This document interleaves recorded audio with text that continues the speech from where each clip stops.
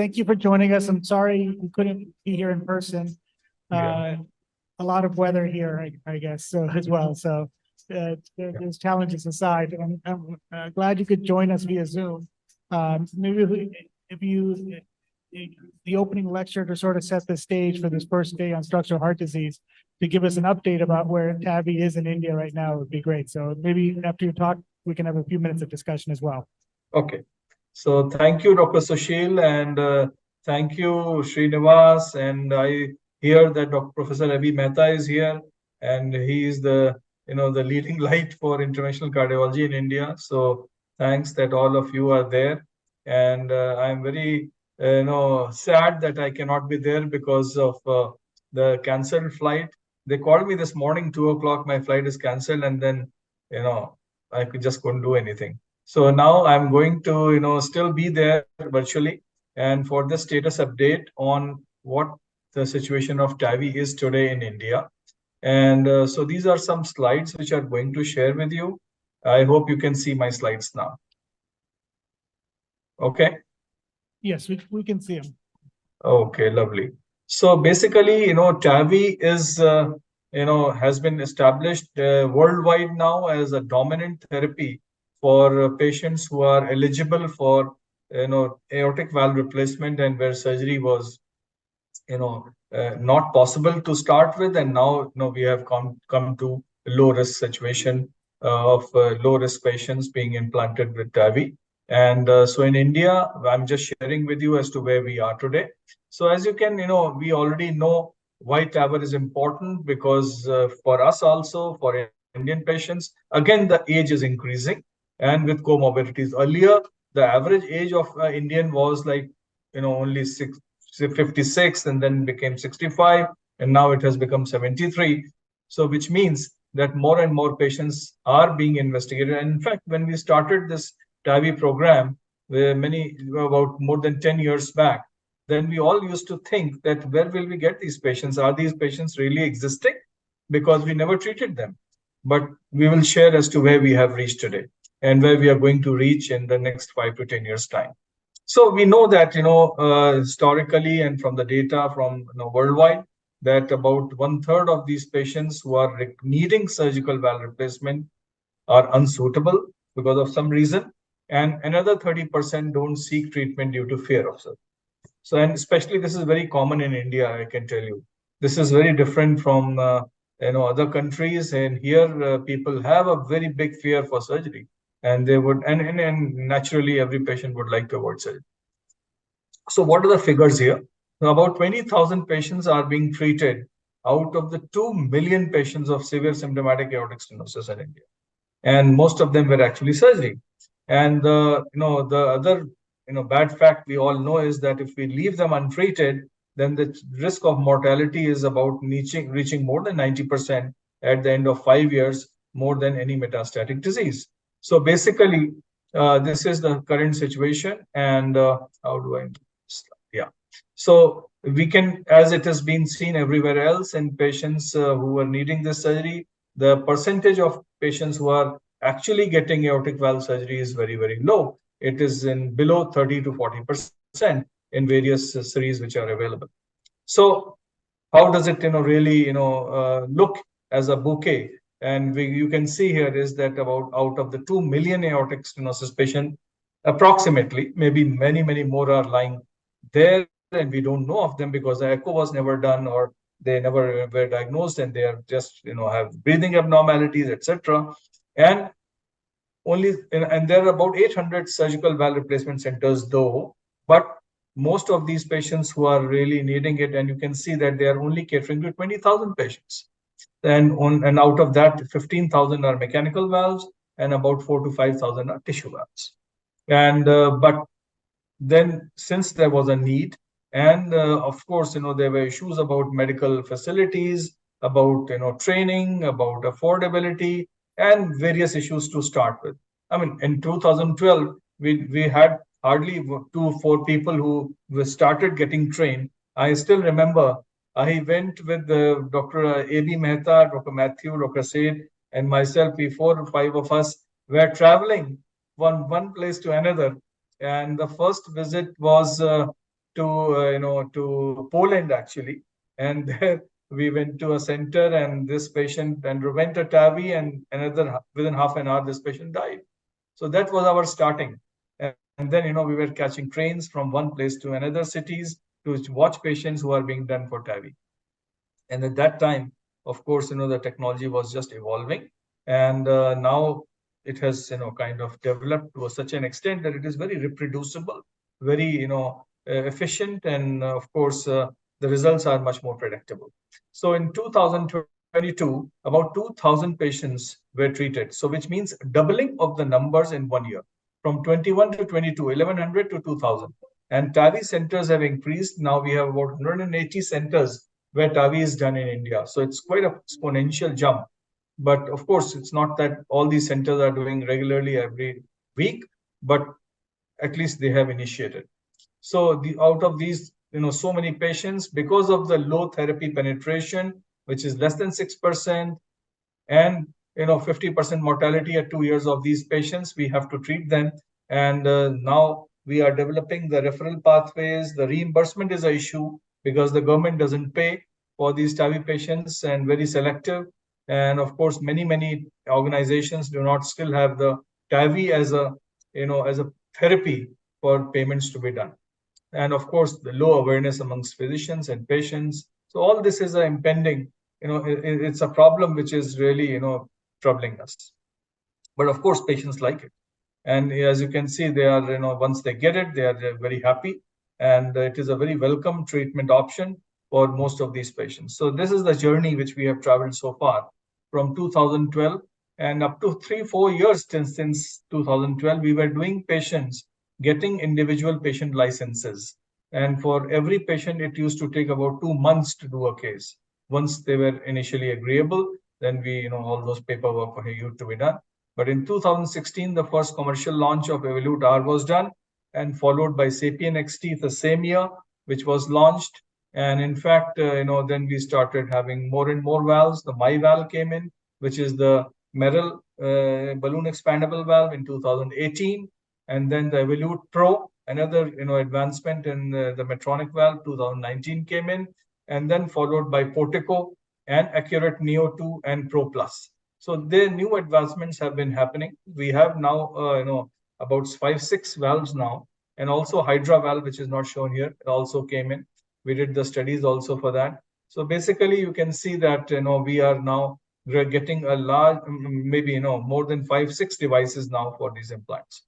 So this is the number. You can look at these numbers, and of course, cost is an issue. You can see here that more and more patients were getting the Indian valve because cost was one of the factors, and most of them were actually paying from their own pocket. So 423 patients underwent a Merrill My valve deployment, followed by Core valve, which is the the Evolute, 399 patients, and of course Edwards, which was like about 250 patients, and then subsequently other valves, small numbers. So basically, these are the sites which are now have treated at least one patient, but most of these patients are concentrated in big cities like Mumbai, Delhi, Gurgaon. Of course, Gurgaon is part of Delhi, Chennai, Hyderabad. All these bigger cities get more patients, which is understandable. So the total TAVIs reported were 1,288, but approximately 2,400 patients were done. And this is from the NIC registry, which was recently presented, in Hyderabad. And these are the percentage-wise shares of various states, which you can see here. Most of them range between 10 to 15%. The maximum here you see is Karnataka. So that is the situation. And India is that means we are not so behind, but we still have to go a long way. And you can see that most of these patients are bicuspid valves. So that is something to note.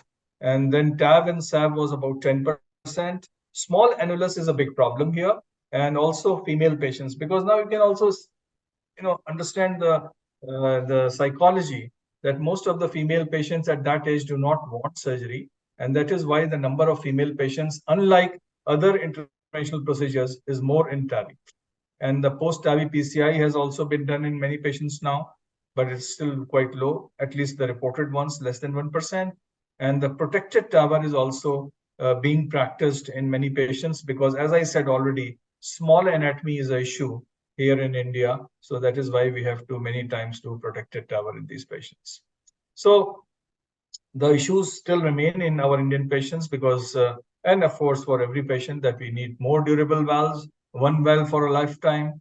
And of course, we need lower profile valves for our patients, and sometimes fully retrievable valves, if they are possible, is a good idea in these patients. So other areas where we are really, will be heading, and some patients we have done now TAV and TAV also in about 5 patients. And of course, aortic insufficiency also is being treated in this very sporadic manner. We have done about 4-5 patients also for pure aortic regurgitation.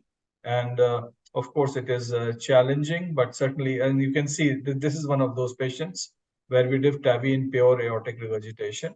And this is how the valve is being released. And this is a self-expanding volute 34, which is being done in this patient. So this is how we are heading towards more and more complexities. Carotid access is also being done now for a few years now. And of course, this is also not a problem because our surgeons are very, very experienced in giving access for the carotid implantation through carotid access. And this is one of the self-expanding valves. We did balloon expandable valve also through carotid access. And here you can see that we have to stand on the other side because we generally have done with the left side. So you have to go from the left side. And then transcable access is also another good access, which we have done. And you can see that in some patients, and this was a young patient who had multiple skeletal deformities and had multiple surgical operations and was not fit for any kind of surgery. So she underwent, and all her arteries were small, like 4, 4.5.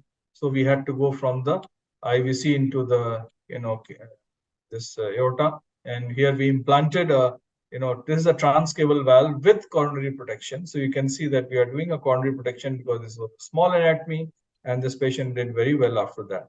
So all this is possible, and with all the experience from colleagues and sometimes help. And of course, you can again see here there is a small anatomy being treated. Is this patient. So valve in valve is again being practiced quite commonly in many centers. And you can see that this is a complex valve in valve, and this was basically a trifecta 19 millimeter, which is again a very bad valve, as Sushil and all my friends know that in this we have always issues, but this patient again was treated quite well. So many devices are coming to India due to a huge potential. Some valves are just in waiting, and I heard that 2-3 valves are now coming to market in the near future. And the only issue right now is that we have to select which valve is better for which patient. So that is some understanding which we are doing individually, but certainly more information has to develop on that. And from the initial phase of learning, we are realizing that we cannot do all the valves at the same time, because if you do so many valves, then it will be very difficult sometimes to gain more experience and mastering the techniques. So basically, out of these 200 centers, 40 of these centers are doing routine cases, like doing more than 10 cases a month. And then these are very few limited numbers.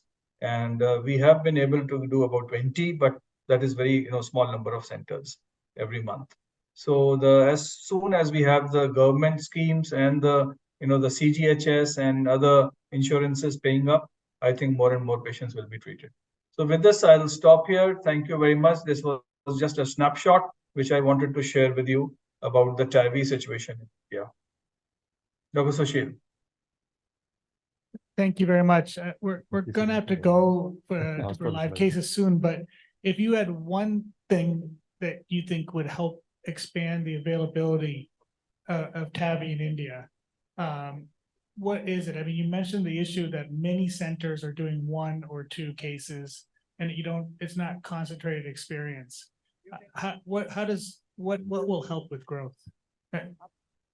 Yeah, so one of the biggest impediments in growth of TAVI in India is, of course, I must express that cost is one of the biggest, at least what I feel that many patients, because here the difference between a surgical AVR and a TAVR is about 3 to 4 times in a private hospital. In a government hospital, it's even bigger. So if the surgery cost about 5 lakh rupees, the TAVI cost about a minimum 17-18 lakh rupees with a Indian valve and about 20-25. So which is about 3 to 5 times. So that is why that is one of the biggest impediments. And the second, of course, is more and more physician education and training. Physician education and training of interventional cardiologists is something which will increase the growth of TAVI in India. Right, Praveen. Just to highlight the severity and seriousness of the problem, that the 5-year survival rate of a severe aortic stenosis is only 3%, as in contrast to 25% of the prostate cancer or a breast cancer. So this disease is, once it starts showing symptoms, is rapidly downhill course and may kill the patient. And I agree totally with you. I think you made a beautiful comprehensive review of current situation in our country, and also you highlighted the problems. Just to add one thing, 82% of the people pay from their own pocket, and the remaining only 18% either government support or maybe insurance or whatever it is. And also, to some extent, that the consensus in the family is not clearly there, because a man might wanting to leave, but other people think that it's too old, and therefore they dominate, and therefore his desire is to live further, and good qualitative life is often suppressed because he's dependent on the support from the family members. So these are all some of the factors which I think beyond our scope. But I think that the last part, they said that the training, because 7% of the centers are performing 70 to 80% of the total TAVI cases in a year. The remaining 10% are just contributing to about 20% of the total TAVI workload. And so these are the situations. I think the one place and one area in which we can be positively helpful is to proctoring and make more training centers, train more and more people. People are keen to learn. I see every time TAVI meeting, this is fully occupied. People are glued to the chair. They all want to learn. And I think with the help of TCT and other international platforms, I think we can work on that direction. Very good. I'm really impressed by your comprehensive review. Thank you so much. Those are great comments. And thank you, Dr.